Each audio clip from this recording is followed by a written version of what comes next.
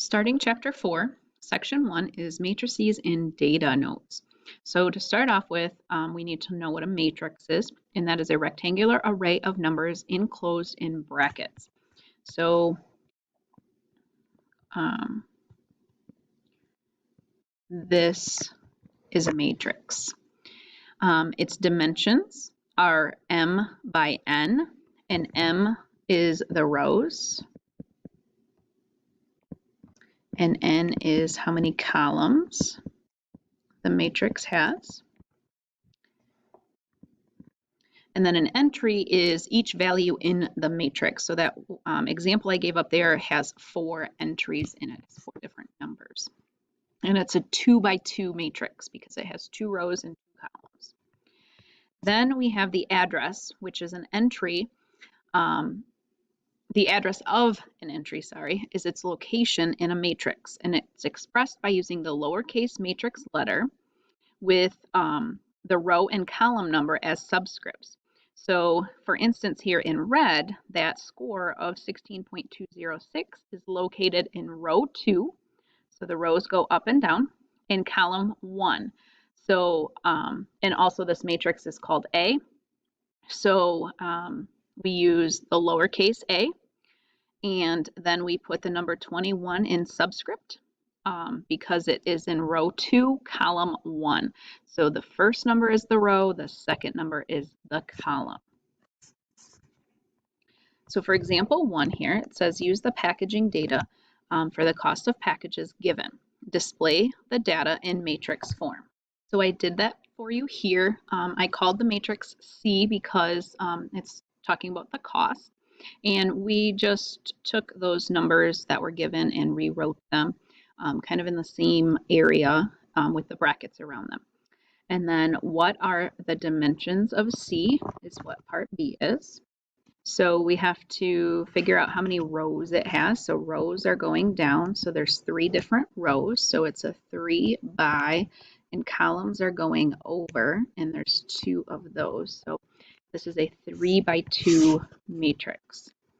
And then what is the entry at C sub 1, 2, and what does it represent? So remember, the first number is the row. I'm going to zoom in here.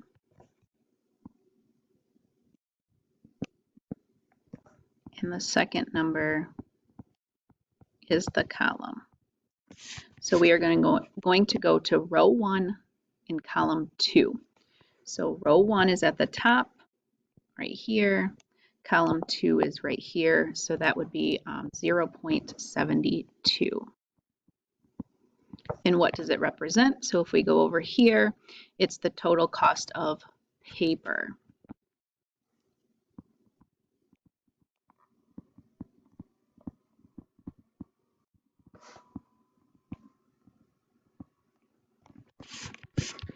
And then what is the address of the entry 0.005? So looking at that, that's this one here. So that would be row 2. Well, first of all, we're in matrix C. That is in row 2, column 1. So we would have C and then the sub 2 and 1. Adding and subtracting with matrices. So in words, we can add or subtract 2 matrices. We just add or subtract the corresponding entries. So the ones that are in the same spots. And right here with an asterisk, we can only add or subtract 2 matrices if they have the same dimensions. So for example 2, it says add or subtract if possible. And we're going to look at these.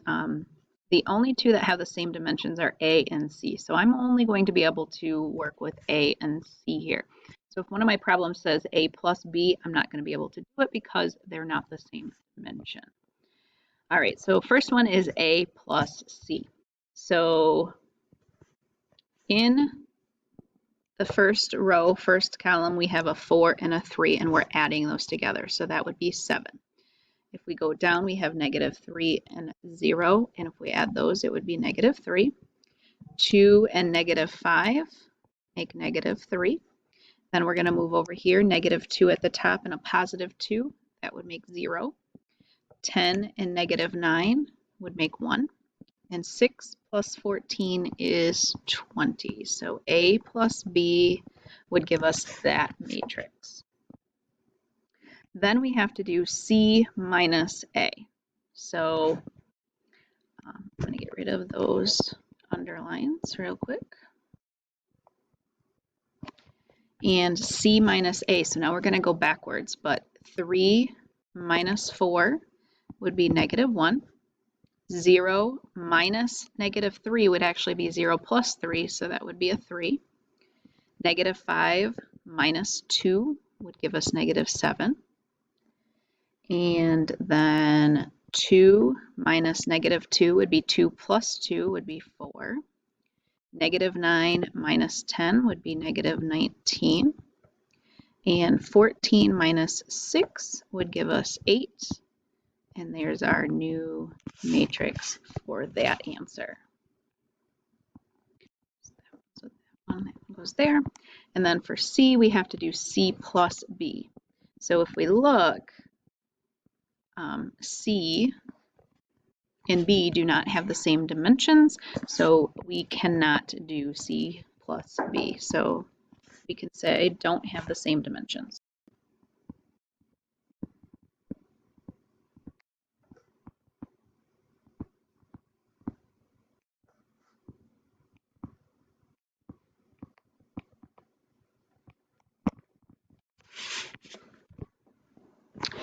Then we have another vocab word here. It's scalar, and that is the number being multiplied by the matrix. So for example 3, a ticket service marks up prices on tickets to rodeos and other events by 150%. Use the scalar product to find the marked up prices. So I am going to take this chart here and make a matrix out of it. So 60.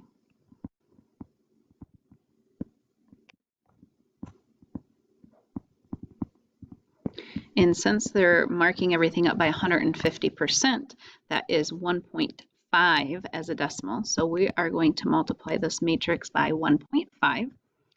And what that means is I'm just going to multiply 1.5 by every number. So 1.5 times 60 would give us 90. 1.5 times 50 is 75.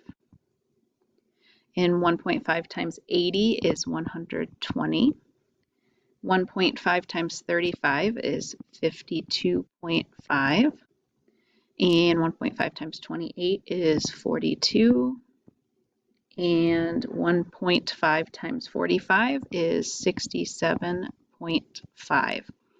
So that's our new matrix. That's 150% up. But then we have to add the original to that. So now, because I times those by 1.5, that's my markup. That's how much I'm marking them up.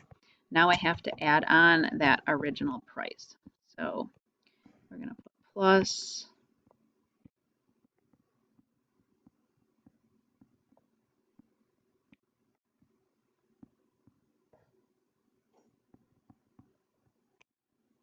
these numbers here. And when I add those together, remember we're just adding the numbers that are in the same spot. So 90 and 60 are going to make 150. 75 and 50 are going to make 125. 120 and 80 would make 200. 52.5 and 35 make 87.5. 42 and 28 make 70. And 67.5 and 45 make 112.5. So there are the new marked up prices. All right. And then simplify each matrix. We have 2A minus 3B if possible. So if we look, A and B do not have the same dimensions. One's a 2 by 2 and one's a 2 by 3. So we cannot subtract those, so this problem cannot be done. We can multiply by the 2 and multiply by the 3, but then we cannot subtract them. So can't do. not same dimensions.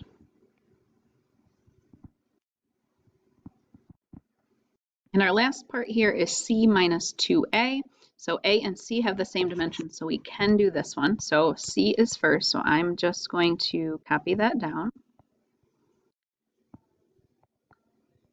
And then we're going to minus 2 times the A. So I'm going to multiply by 2 as I write them down. So 2 times 4 is 8. 2 times negative 3 is negative 6. 2 times negative 2 is negative 4. And 2 times 10 is 20.